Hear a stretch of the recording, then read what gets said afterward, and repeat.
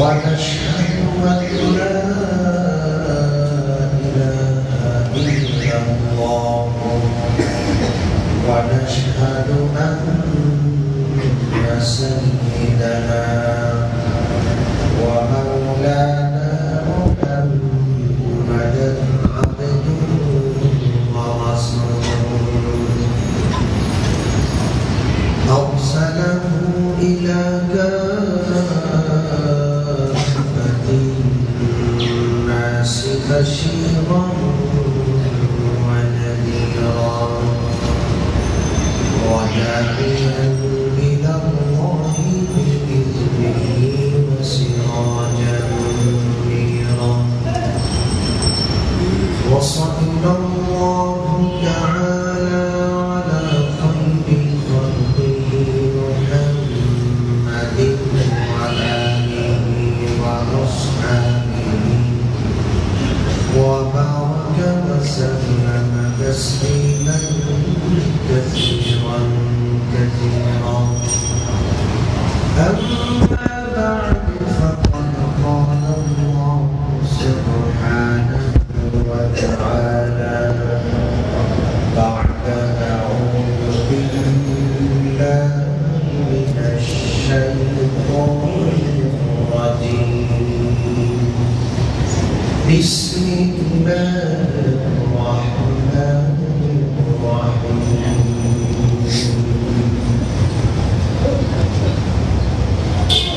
فألقي السحرة ساجدين قالوا آمنا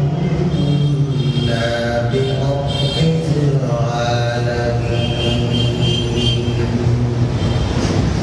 قال فرعون آمنتم له قبل أن آذن لكم إن هذا مكرتم في المدينة لتخرجوا منها أهلها فسوف تعلمون لأقطعن أيديكم وأرجلكم من خلاف ولأصلبنكم أجمعين قالوا لا ضير إنا إلى ربنا منقلبون وما تنقم منا إلا أن آمنا بآيات ربنا لما جاءتنا ربنا أفرغ علينا صبرا وتوفنا مسلمين وقال النبي صلى الله عليه وسلم كل أمتي يدخلون الجنة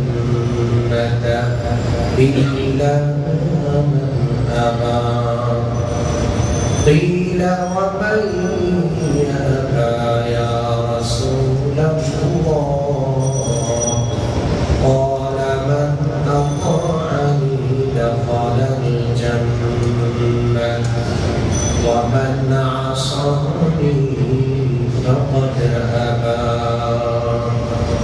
أو كما قال عليه الصلاة والسلام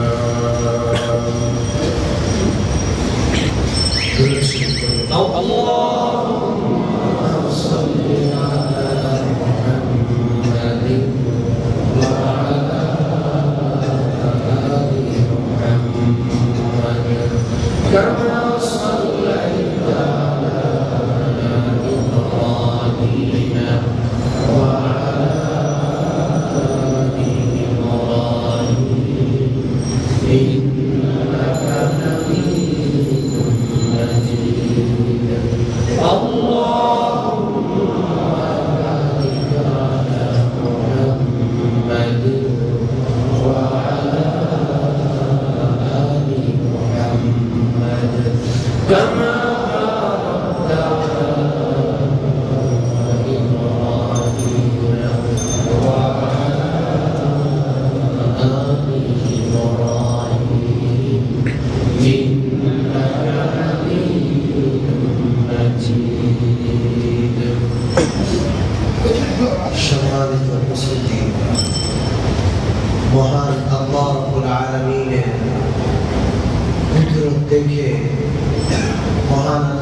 পাকের নিদর্শনাবলী দেখে কিছু মানুষ তওবা করে আল্লাহ পাকের দিকে সৎ পথে তথা সিরাতুল মুস্তাকিমের দিকে ফিরে আসে।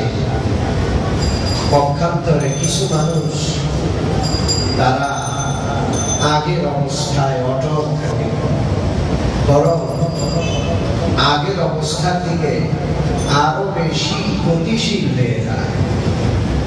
আল্লাহ পাকের কুদরত দেখে হেদায়েত পাওয়াটাও আল্লাহ পাকের দান। সবার কপালে আল্লাহ হেদায়েত লেখেন না, সবাই হেদায়েত পায় না। একই ওয়াজ মাহফিলে হাজার হাজার শ্রোতা, কিছু লোক জীবন পাল্টিয়ে ফেলে, আর কিছু লোক ওয়াজে বসে ভূত ধরার জন্য কথার ফাঁকে কোন কথাটা দিয়ে আটকানো যায়, আগে পরে প্রসঙ্গ বাদ দিয়ে ওইটা দিয়া নিজে হেদায়েত পাবে দূরের কথা, আলেম ওলামাদেরকে ফাঁদে বাঁধার জন্য বসে। এমন লোক কি আছে না? সবকিছু দ্বারা হেদায়েত সবার নসিবে জুটে না। হযরত মুসা আলাইহিস সালাম আল্লাহর নিদর্শন পেশ করলেন। কি হলো? 70,000 জাদুকর ফাউলকিয়াস সাহারাতু সাজিদিনা ক্বালু আমান্না বিরাব্বিল আলামিন। 70,000 জাদুকর একজনও বাদ যায় নাই। সবাই এই কুদরতের সামনে মাথা নত করে কুদরতের মালিক কুদরতওয়ালা আল্লাহর সামনে সিজদায় পড়ে গেল। সুবহানাল্লাহ। উচ্চ কণ্ঠে ঘোষণা করলো আমান্না বিরাব্বিল আলামিন। রব্বুল আলামিন সারা জাহানের পালনকর্তার উপর আমরা ঈমান এনে ঘোষণা করলাম। এখন ফেরাউন তো রব্বুল আলামিন বলে দাবি করে, এই জন্য বর্ণনা করে স্পষ্ট করে দিলেন রব্বি মুসা ওয়া হারুন। মিশরবাসী যাকে প্রভু মানে ওই ফেরাউনের প্রতি মানানি নাই। রব্বি মুসা ওয়া হারুন, হযরত মুসা হযরত হারুন যে প্রভুর দিকে ডাকেন ওই প্রভুর প্রতি ঈমানের ঘোষণা করলাম। সুবহানাল্লাহ। 70,000 জাদুকর একদিকে হেদায়েত পেয়ে যায়, আরেকদিকে ফেরাউন এবং ফেরাউনের লোকেরা হেদায়েত থেকে বঞ্চিত হয়ে উল্টো পথের পথিক হয়, বরং তাদের ওই উল্টো পথে চলাটা আগের চেয়ে গতিশীল হয়। আল্লাহর কুদরতকে অস্বীকার করার পথে তারা চলে। ফেরাউন কি করে? ক্বালা আমানতুম লাহু ক্বাবলা আন আযানা লাকুম। ফেরাউন বলে তোমরা মুসার উপর ঈমান আনলা আমার অনুমতি ব্যতী রেখে। আমার অনুমতি নাই। মুমিন মুসলমান ঈমান থেকে কারো অনুমতির দরকার হয় না। জোরে বলেন দরকার হয় না। নামাজ পড়তে কারো অনুমতির দরকার না, কারো মাথা মানা যাবে না, অনুমতি দূরের কথা।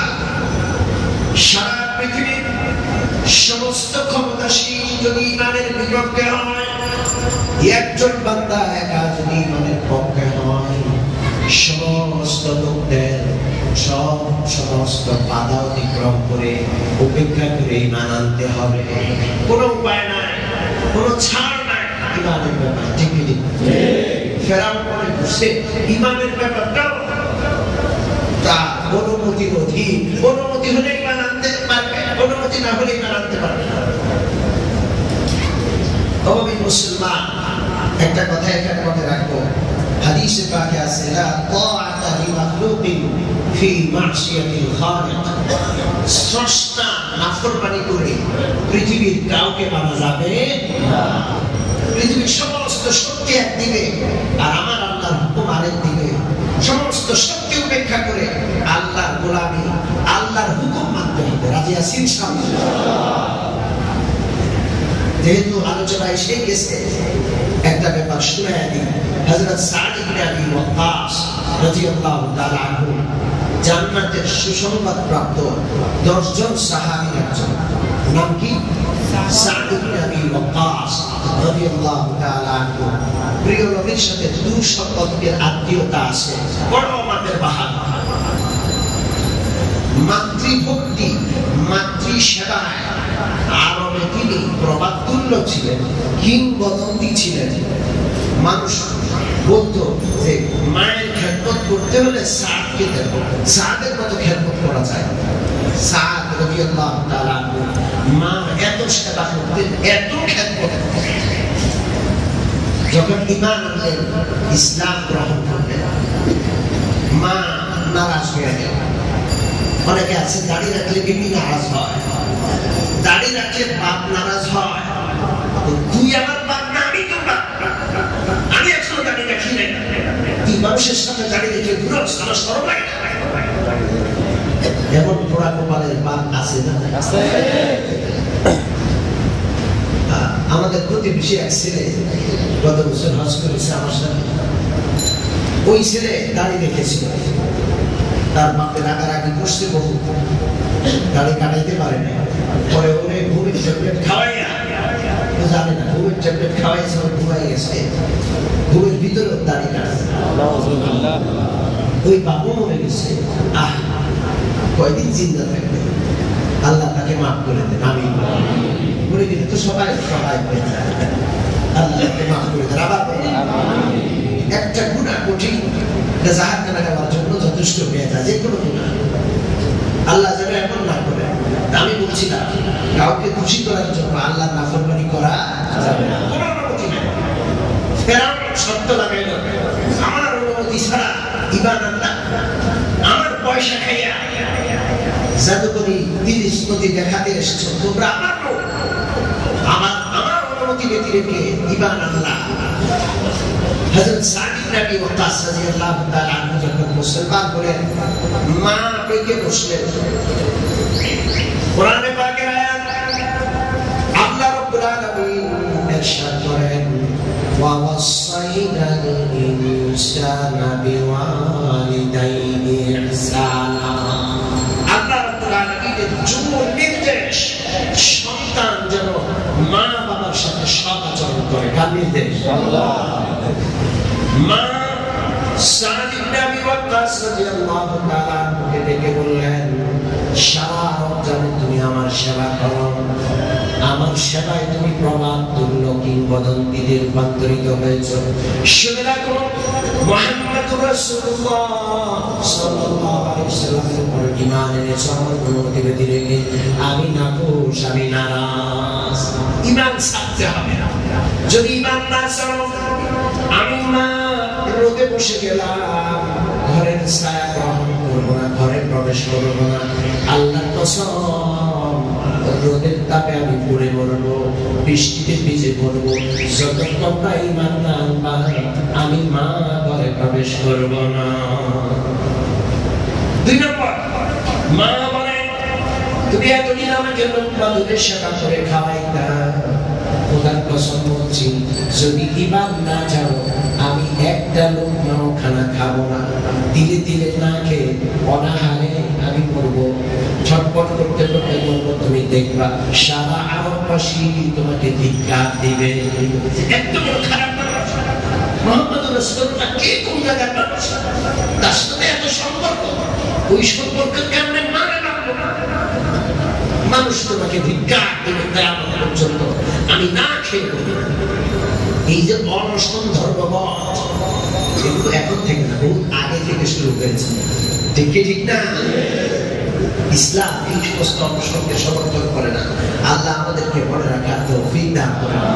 এটা পাল্টা আন্দোলন, বিধর্মীরা যা করে তা দেখে আমরা শুরু করা শুরু করি।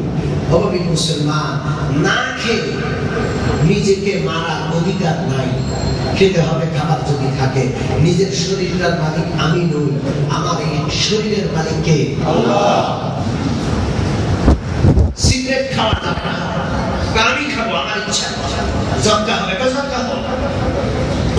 নবীর মুসলমান, আপনার শরীরকে আপনি ধীরে ধীরে এক একটা সিগারেট খেয়ে, সিগারেট যেমন ফুটছে আপনার শরীরও ফুটছে, আপনার ভিতরের লাঞ্চটা ধীরে ধীরে নষ্ট হয়ে যাচ্ছে। এই নষ্ট করার অধিকার আপনার নাই, এই শরীরের মালিককে হযরত সাদ ইবনে আবি ওয়াক্কাস মুসিবতে পড়ে গেলেন। মা ঘরের বাহিরে রাতেও থাকে দিনেও থাকে। চিন্তা করেন আপনার আমার মা ঘরের ভিতরে ঢুকে না বাইরে বসে আছে, আপনার কাছে কেমন লাগে? সাদ ইবনে আবি ওয়াক্কাস বহু চেষ্টা করে মাকে বোঝালেন, মা বুঝে না, একই কথা ইমান ছাড়তে হবে। সাদ ইবনে আবি ওয়াক্কাস রাদিয়াল্লাহু তাআলা প্রিয় নবীর দরবারে গেলেন, হুজুর এই অবস্থায় বসে কি করা যায়? প্রিয় নবী মাথা নিচু করে ভাবতে লাগলেন কি জবাব দেওয়া যায়। মা তো সেবা করা উচিত, এটাও তো আল্লাহ পাক বলেছেন। আমি মুসলমান, প্রিয় নবী এখনো মাথা নিচু করছেন, মাথা উঠান নাই। আল্লাহ রাব্বুল আলামিন সূরা আনকাবুতের আয়াত নাযিল করে আল্লাহ পাক সারা বিশ্বের মানুষের জন্য শিক্ষণীয় করলেন আল্লাহর নির্দেশ, ওয়া ওয়াসাইনাল ইনসানা বিওয়ালিদাইহি হুসনা ওয়া ইন জাহাদাকা লিতুশরিকা বিমা লাইসা লাকা বিহি ইলমুন ফালা তুতি'হুমা ওয়া সাহিবহুমা ফিদ দুনিয়া মা'রুফা। আল্লাহ রাব্বুল আলামিন বলেন, মানুষকে আমি জোর নির্দেশ দিয়েছি মানুষ যেন তার পিতামাতার সাথে সদাচরণ করে, কিন্তু পিতামাতা যদি কখনো ইসলামের রাস্তা ইসলামের পথে বাধা হয়ে যায়, শিরকের দিকে আহ্বান করে, ইসলামের পথে বাধা হয়ে শিরকের পথে আহ্বান করে, মা বাবা খবরদার ওই মুমিন মুসলমান, মা বাবার অনুকরণ করা যাবে না, কোন শাসককে মানা যাবে না, পৃথিবীর কোন ক্ষমতাসীনের কাছে মাথা নত করা যাবে না। কার হুকুম সর্বাগ্রে?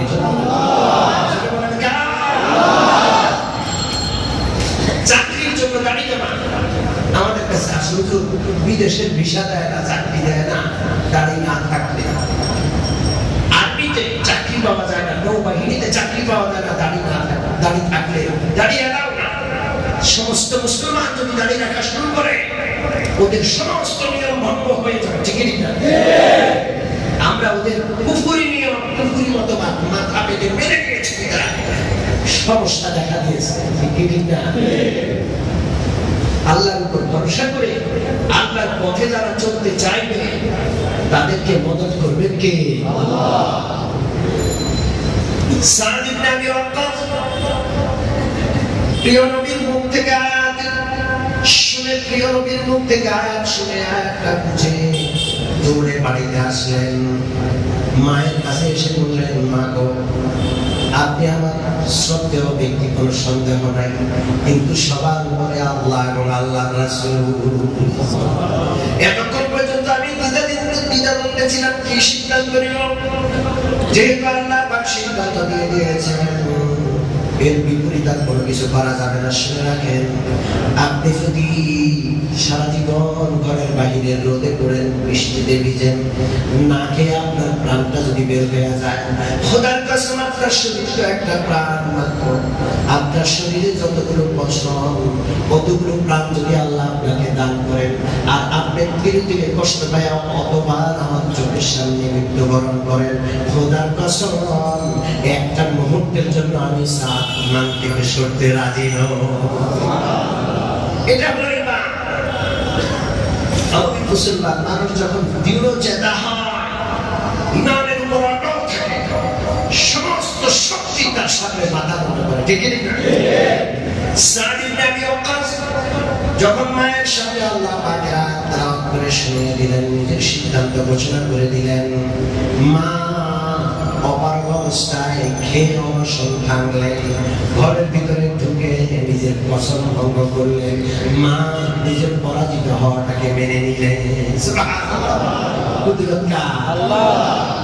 ফেরাউনের অনুমতির দরকার নাই, কোন ক্ষমতাশীলের অনুমতি বা কারো তোয়াক্কার ব্যাপার না। কার? আল্লাহ। ফেরাউন বলে আমানতুল লাহু ক্বাবলা আন আযরাকুম, আমার অনুমতি দিতে কি না বলছো? কারণ অনুমতির দরকার নাই। আল্লাহু আকবারের আওয়াজ যখন আসবে, আযানের ডাক যখন আসবে, পৃথিবীর কারো অনুমতি দেওয়ার দরকার নাই, মসজিদে চলে যেতে হবে। ঠিক কি না? আল্লাহ আমাদেরকে বুঝার তৌফিক দান করুন। আমিন। কুদরত দেখার পর ৭০,০০০ জাদুকর সিজদায় পড়ে, আর ফেরাউন উল্টা পথে চলে। ফেরাউনের কপালে হেদায়েত নাই, লাঠি সাথ হলো। আল্লাহ পাক আবার বাঁচায়া দিলেন, ফেরাউনকে সুযোগ দিলেন, কিন্তু ফেরাউন বুঝলো না, উল্টা চাল চাল। কি চাল চাল? ইন্নাহু লাকাবিরুকুমুল্লাযী আল্লামাকুমুস সিহর। ফেরাউন বলে আসল জাদুকর তো মূসা। এই ৭০,০০০ জাদুকর সব মূসার সাক্ষী, এতদিন বুঝি নাই। এই সব চক্রান্ত দেখছেন অবস্থা। পৃথিবীর রাজনীতি, উপবিট মুসলমান আল্লাহ আল্লাহ রাসূলের হুকুম থেকে যখন খালি হয়ে যায়, তখন ফেরাউনি দুনিয়ায় চলে যায়। ঠিক ঠিক। ইন্না হাদা লামাকরুম মাকারতুম ফিল মাদিনাতি লিতুখরিজু মিনহা আহলাহা। ফেরাউন বলে এটা একটা মহা চক্রান্ত। আমার দেশের রাজধানীতে ক্ষমতা নিয়ে চক্রান্ত চলছে, অবৈধভাবে ক্ষমতা দখলের চক্রান্ত চলছে। মূসা আর মূসা বাহিনী ক্ষমতা দখল করে আমাদেরকে এই দেশ থেকে বিতাড়িত করতে চায়। ফেরাউন দেখছেন চালটা উল্টা চাল। আর কি করলো? সাজার ঘোষণা দিল।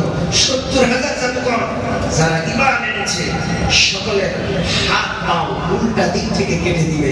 লাউকাত্তা'আন্না আইদিয়াকুম ওয়া আরজুলাকুম মিন খিলাফিন সুম্মা লাউসাল্লিবান্নাকুম আজমাইন। একটাকেও ছাড়বো না, হাত পা কেটে ছুরিতে চড়াবো। আমি এখানে বলতে চাচ্ছিলাম গত সপ্তাহে যে কুদরত দেখে সৎ পথে ফিরে আসা উচিত। ঠিক কি ঠিক না? এই যে ভূমিকম্প হলো আমাদের দেশে ১ থেকে ১.৫ মাস আগে, ভোর রাতে ৪:০৭ সারা বাংলাদেশ কেঁপে উঠল। বাংলাদেশ কেঁপে উঠল। সারা বাংলাদেশের সমস্ত ঘুমন্ত ব্যক্তি ঘর বাড়ি ছেড়ে ময়দানে নেমে আসলো।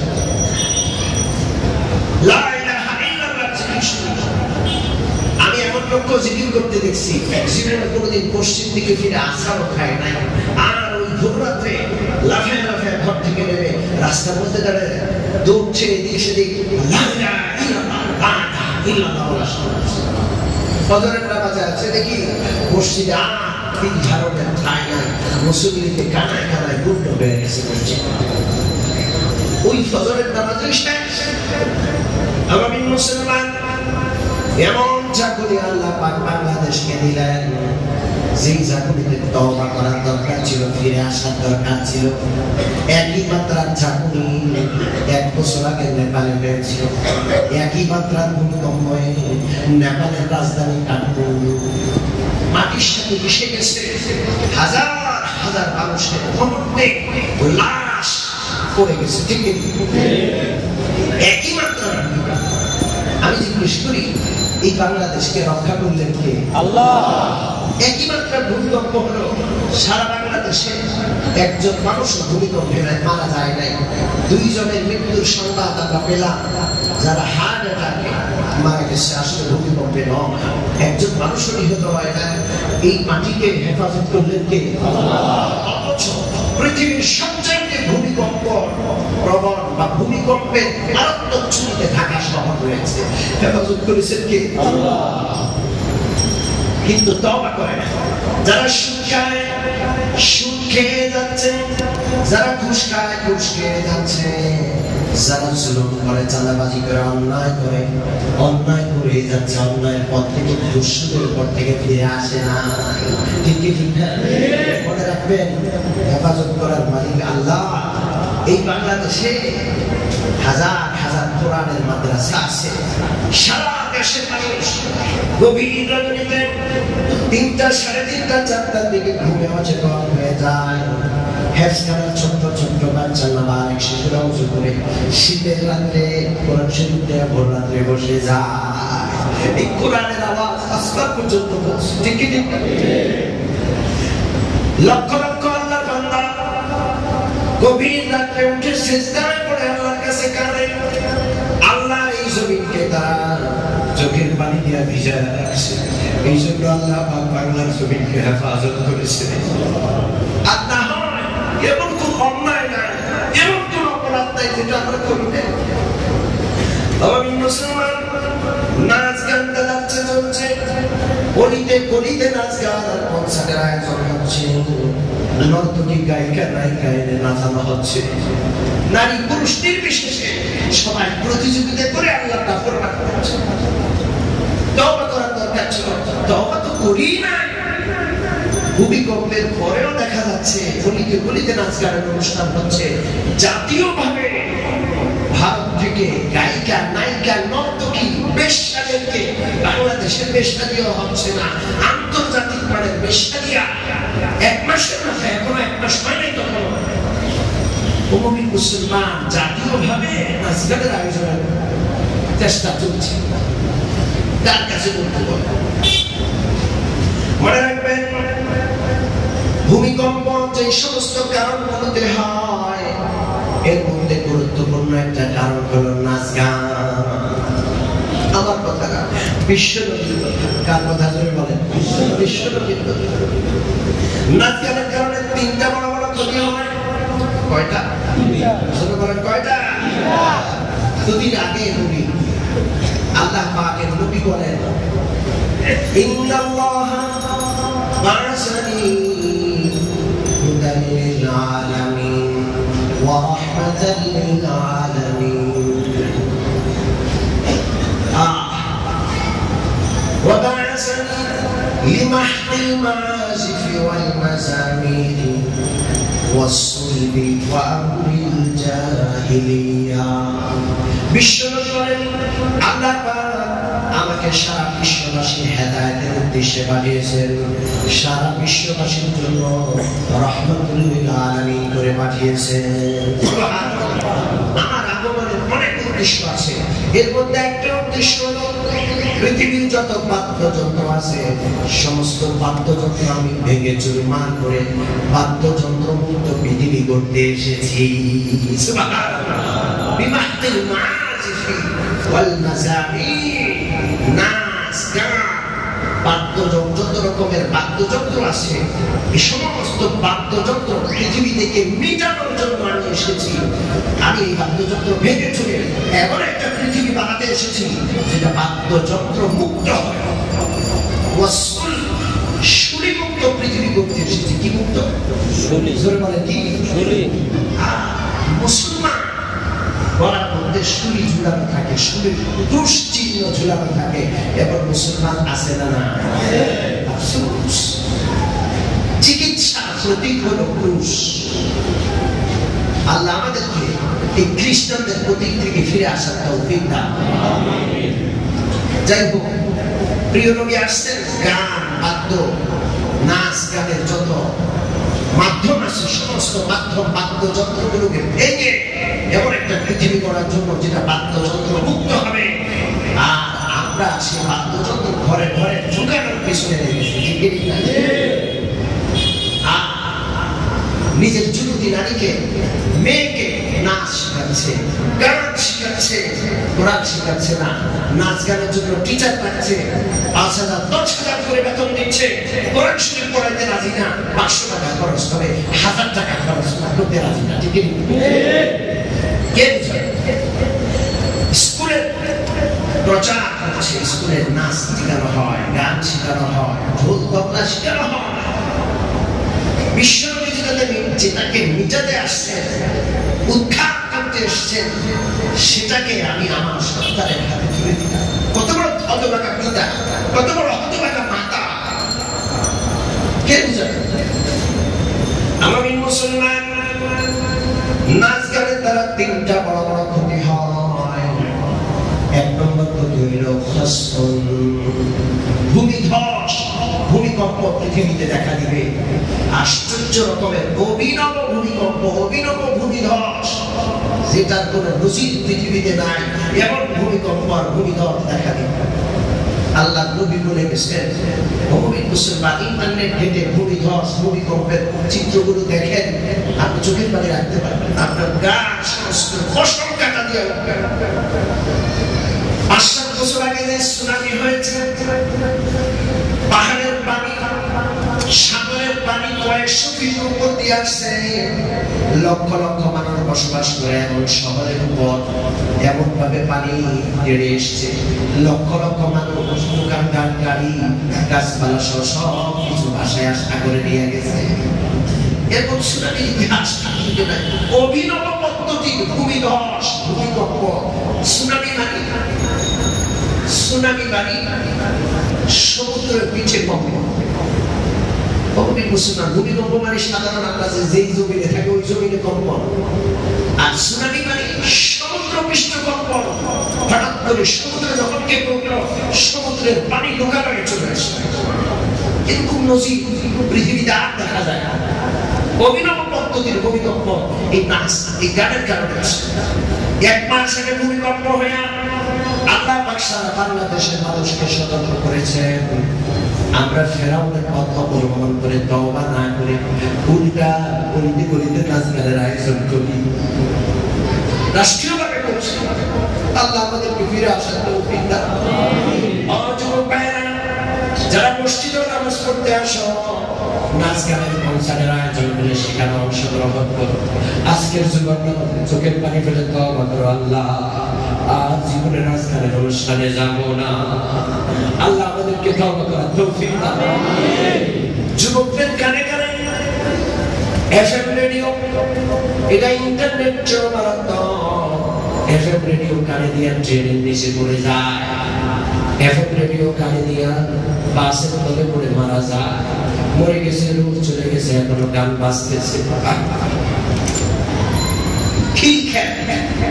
এয়ারপোর্টের পাশে সেখানে জীবন ট্রেনের নিচে কাটা পড়ে গেছে, তার শরীর 2-3 ভাগ হয়ে গেছে, মাথাটা আলাদা, মাথার মধ্যে এফএম রেডিও, হেডফোন লাগানো, মরে গেছে, শেষ হয়ে গেছে। তার লাশ যখন ধোয়াইতে দিছে, তখন দেখে যে হেডফোনে এখনো এফএম রেডিওর গান বাজাচ্ছে। কত বড় হতভাগা! এখন তো কালিমাও নসিব হবে না, কোথায় টিকা হবে আল্লাহ জানে। আল্লাহ আমাদেরকে গান থেকে তওবা করার তৌফিক দান। গান যে করা যায় না, এটা বললে অনেকে নারাজ হয়, কারণ ওনারা গানের আয়োজন করে। আমি এক জায়গায় ওয়াজে বলতেছিলাম গানের কথা, এই কথাগুলো বলছিলাম। আমার কাছে ওয়াজের সভাপতি লিখিত পাঠাইছেন, হেদায়েতের বয়ান করেন, রাজনৈতিক বয়ান করেন না, লিখিত পাঠাইছেন, কারণ ওনারা গানের আয়োজন করেন। উনি আজকে মাহফিলের সভাপতি, 2-4 দিন আগে পরে উনি গানের মজলিসের কনসার্টেরও সভাপতি ছিলেন, ওনার গায়ে লেগে গেছে। আমি কি করবো ভাই, আমি তো আল্লাহর কথা বলি, আপনাকে বা কাউকে আঘাত করার জন্য আমি বলি না। কার কথা বললাম? আল্লাহ। আল্লাহ আমাদেরকে বুঝার তৌফিক দান করেন। আরো জোরে বলেন আমিন। আমি মুসলমান, নাচ গানের কারণে যে কয়েকটা সমস্যা হয়, প্রথম সমস্যা হইল ভূমিধস, ভূমিকম্প। ঢাকা শহর সারা বিশ্বের মধ্যে সবচাইতে ভূমিকম্পের মারাত্মক সমস্যা জনিত এলাকা। এখানে নাচ গান থেকে বেশি দূরে থাকা দরকার, সবসময় তওবা করা দরকার। আল্লাহ আমাদের তওবা করার তৌফিক দান। 2 নম্বর, নাচ গানের 2 নম্বর সমস্যা হল আকৃতি বিকৃত হয়ে যাবে। বিশ্ববিদ্যালয়ে কিয়ামতের আগে এমন একটা সময় আসবে, আমার উম্মত নাচ গানের আসরে বসবে, যখন নাচ গানের আসর শেষ হবে তখন তারা উঠে যাবে, চেহারাটা মানুষের থাকবে না, শিকড় আর বানরে রূপান্তরিত হয়ে যাবে।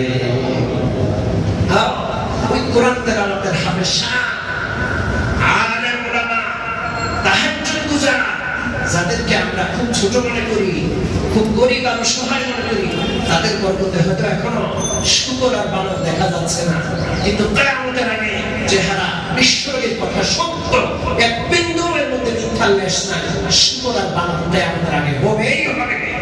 আমি তো বলি এখন শুকরার মানুষ দেখা না গেলেও মানুষের দুইটা রূপ আছে, একটা বাহ্যিক চেহারা আর একটা অভ্যন্তরীণ আভ্যন্তরীণ অন্তর। তবে মুসলমান চেহারাটা শুকরার মানুষ না হলেও অন্তরটা কিন্তু শুকরার মানুষ হয়ে যায়। ঘড়িটা বাংলায় দেখা যায় না, ঘড়িটা আরেকটা সমস্যা হলো, দ্বিতীয় সমস্যা কি বললাম? দ্বিতীয় সমস্যা কি বললাম? চেহারার আকৃতি বিকৃত হবে, কঠিন রাজা।